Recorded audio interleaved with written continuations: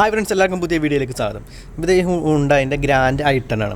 അപ്പോൾ ഇതിൽ കസ്റ്റമറെ complaint clutch ചവിട്ടുന്ന സമയത്ത് ക്ലച്ചിൻ്റെ പെഡലിൽ ഭയങ്കര പ്ലേ, അതോടൊപ്പം തന്നെ ഗിയർ ഇടാൻ ഭയങ്കര ടൈറ്റ് ഒക്കെ വരുന്നുണ്ട്. അതാണ് കസ്റ്റമറെ കംപ്ലയിൻറ്റ്. അപ്പോൾ നമ്മൾ ചെക്ക് ചെയ്ത സമയത്തും ക്ലച്ചിൽ പെഡലിൽ ഭയങ്കര പ്ലേ വരുന്നുണ്ട്, ഗിയർ ഇടുന്ന സമയത്ത് ചെറിയ ടൈറ്റും കാര്യങ്ങളും ഫീൽ ചെയ്യുന്നുണ്ട്. അപ്പോൾ നമ്മൾ ചെക്ക് ചെയ്ത സമയത്ത് നമുക്ക് കംപ്ലയിൻറ്റ് കിട്ടിയിട്ടുണ്ട്. അപ്പോൾ അതിന് വേണ്ടി ഗിയർ ബോക്സ് അഴിച്ചിട്ടുണ്ട്. അപ്പോൾ ഹുണ്ടായിൻ്റെ ഈ ഗ്രാൻഡ് i10 ഇങ്ങനെ കംപ്ലയിൻറ്റ് വരുന്നുണ്ട്. മുന്നേ ഇതേപോലെ കംപ്ലയിൻറ്റ് കിട്ടിയിട്ടുണ്ട്. അപ്പോൾ ഇപ്പോഴും കംപ്ലയിൻറ്റ് വന്നുകൊണ്ടിരിക്കുന്നുണ്ട്. അപ്പോൾ ആ കംപ്ലയിൻറ്റ് എന്താണ് ഞാൻ വീഡിയോയിലൂടെ പറഞ്ഞുതരാം. അപ്പോൾ സ്കിപ്പ് ചെയ്യാതെ കണ്ടു കഴിഞ്ഞാൽ നമുക്ക് കാര്യങ്ങൾ മനസ്സിലാവും. അപ്പോൾ നമ്മൾ കംപ്ലയിൻറ്റ് കണ്ടുപിടിച്ചിട്ടുണ്ട്. അപ്പോൾ ആ കംപ്ലയിൻറ്റ് മാറ്റണമെന്നുണ്ടെങ്കിൽ ഗിയർ ബോക്സ് ഇറക്കണം. അപ്പോൾ നമ്മൾ ഗിയർ ബോക്സ് ഇറക്കി താഴത്ത് വെച്ചിട്ടുണ്ട്. അപ്പോൾ അത് ഞാൻ കാണിച്ചു തരാം കംപ്ലയിൻറ്റ്.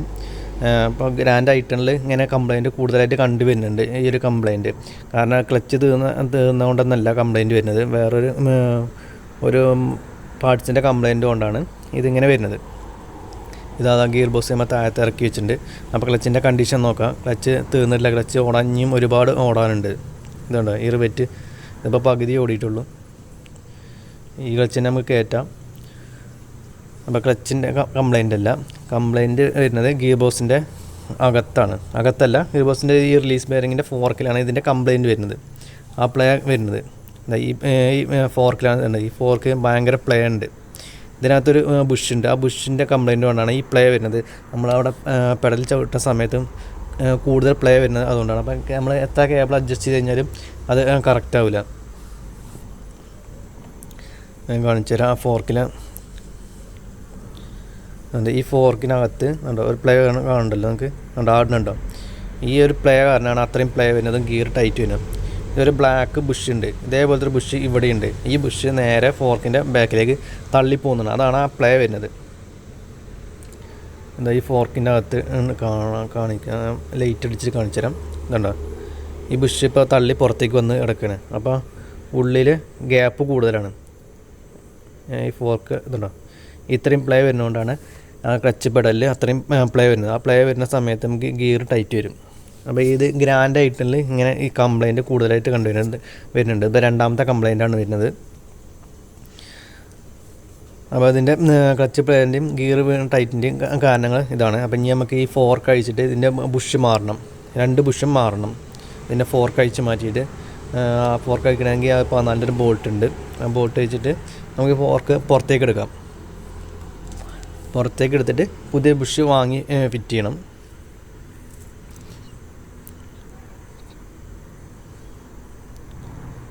അതുകൊണ്ട് പ്ലേ ഫോർക്കിൽ ഇത്രയധികം പ്ലേ പാടില്ല.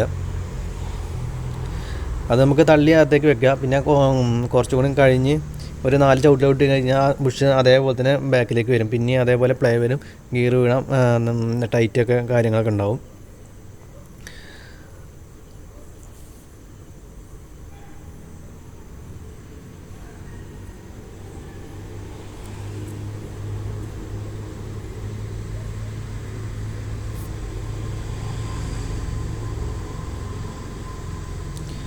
ഈ ബുഷാണ്. ഈ ബുഷ് നേരെ ഒരു മനസ്സുവെച്ചിട്ട് താഴത്തേക്ക് കഴിഞ്ഞാൽ താഴത്തേക്ക് പോകട്ടെ.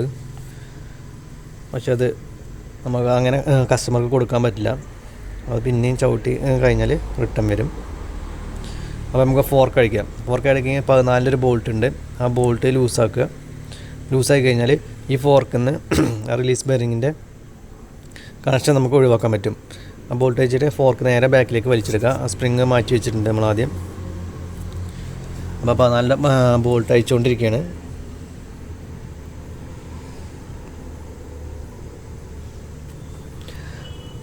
അപ്പോൾ എപ്പോഴും ഗ്രാൻഡ് i10 ക്ലച്ച് ഇറക്കുന്ന സമയത്ത് ഇങ്ങനെ ബുഷ് പോന്നിട്ടുണ്ടോ നോക്കണം. ചെറിയ പ്ലേ ആണ് ഇങ്ങനെ ക്ലച്ച് മാറുന്ന സമയത്ത് ആ ബുഷ് മാറുന്നത് ഏറ്റവും ബെറ്ററാണ്. അല്ലാതെ ക്ലച്ച് മാറിയിട്ട് കുറച്ച് ഓടിക്കഴിഞ്ഞാൽ ആ ബുഷ് മാറും. അപ്പോൾ പിന്നെ നമ്മൾ വീണ്ടും ഗിയർ ബോക്സ് ഇറക്കേണ്ടി വരും. അപ്പോൾ എല്ലാവരും ഒന്ന് ശ്രദ്ധിക്കുക. ക്ലച്ചിന് പ്ലേ കൂടുതലുണ്ടെങ്കിലൊക്കെ ആദ്യം ശ്രദ്ധിക്കേണ്ടത് ഈ ഒരു ബുഷിൻ്റെ കാര്യങ്ങളാണ്.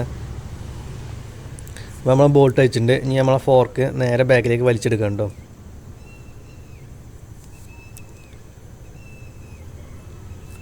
ഇതേപോലെ ബാക്കിലേക്ക് വലിച്ചെടുക്കുക, എന്നിട്ട് പുറത്തേക്ക് എടുക്കാൻ പറ്റും നമുക്ക് ആ ഫോർക്ക്. ഓക്കെ, ഫോർക്ക് പുറത്തേക്ക് എടുത്തിട്ടുണ്ട്. സ്പ്രിങ് അത് മാറ്റി വെച്ചിട്ടുണ്ട്.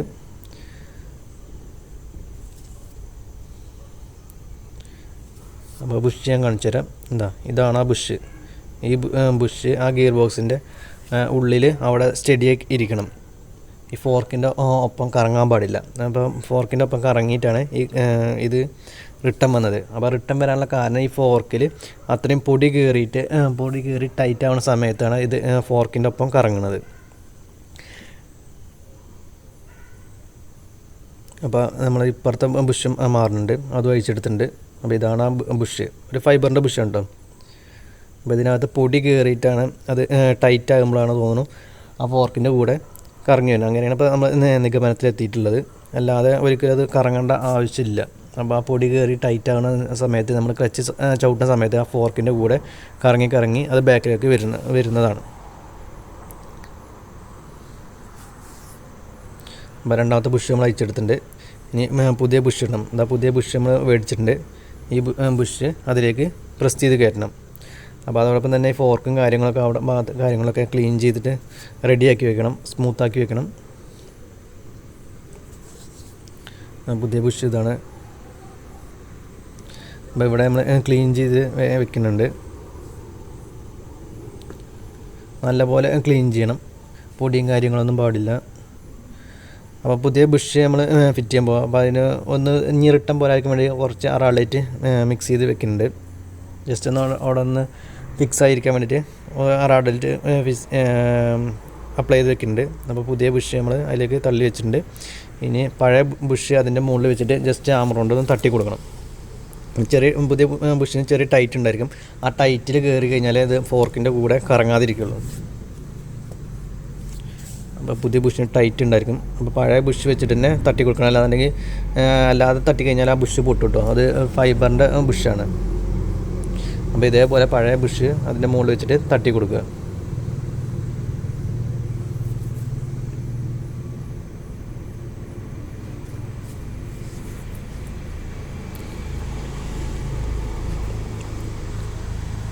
അപ്പോൾ ഓക്കെ, ഏകദേശം അത് എത്തിയിട്ടുണ്ട്.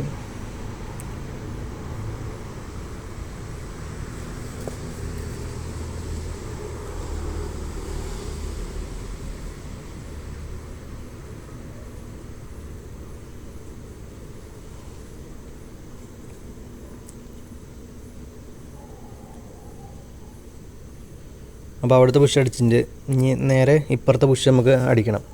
അപ്പോൾ ഇത് നമുക്ക് ഫ്രീ ആയിട്ട് കയറ്റാൻ പറ്റില്ല, ഒരു ടൈറ്റ് ഉണ്ടായിരിക്കും. അപ്പോൾ ഇത് അവിടെ വെച്ചിട്ട് നമ്മൾ വേറെ ചെറിയൊരു ബോക്സ് വെച്ചിട്ട് അതോടൊപ്പം തന്നെ തട്ടി കയറ്റുക കേട്ടോ. ഡയറക്റ്റായിട്ട് ആമറോണ്ട് തട്ടി കയറ്റി കഴിഞ്ഞാൽ ചിലപ്പോൾ പൊട്ടാൻ സാധ്യതയുണ്ട്. അപ്പോൾ പതിയെ ചെയ്യണം, അല്ലാണ്ടെങ്കിൽ ബുഷ് പൊട്ടിപ്പോവും. അപ്പോൾ നമ്മൾ 2 ബുഷ് അടിച്ചിട്ടുണ്ട്. ഇനി ഇതിൽ ചെറുതായിട്ട് ഗ്രീസൊക്കെ അപ്ലൈ ചെയ്തിട്ട് ഫോർക്ക് കയറ്റുക. അതോടൊപ്പം തന്നെ റിലീസ് ബെയറിംഗ് ആദ്യം കയറ്റി വെക്കണം. അതിൻ്റെ അകത്ത് കൂടെയാണ് നമ്മൾ ആ ഫോർക്ക് കയറ്റി വിടുന്നുണ്ട്. അപ്പോൾ ഒരു സ്പ്രിങ് കൊണ്ടിട്ട് അത് ഇടാൻ മറക്കരുത്. അപ്പോൾ നമ്മൾ ഫോർക്ക് അതിനകത്ത് കയറ്റി കൊണ്ടിരിക്കുകയാണ്. ഓക്കെ, ഫോർക്ക് വന്നിട്ടുണ്ട്. അപ്പോൾ ഇനി സ്പ്രിങ് ഉണ്ട്, ആ സ്പ്രിങ് അകത്തേക്ക് വയ്ക്കുക.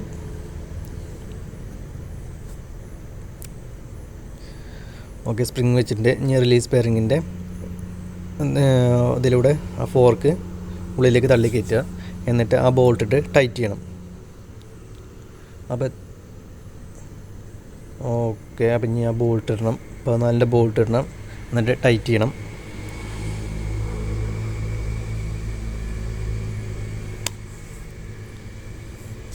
അപ്പോൾ നമ്മൾ 14 ബോൾട്ട് ഇട്ട് ടൈറ്റ് ചെയ്തുകൊണ്ടിരിക്കുകയാണ്.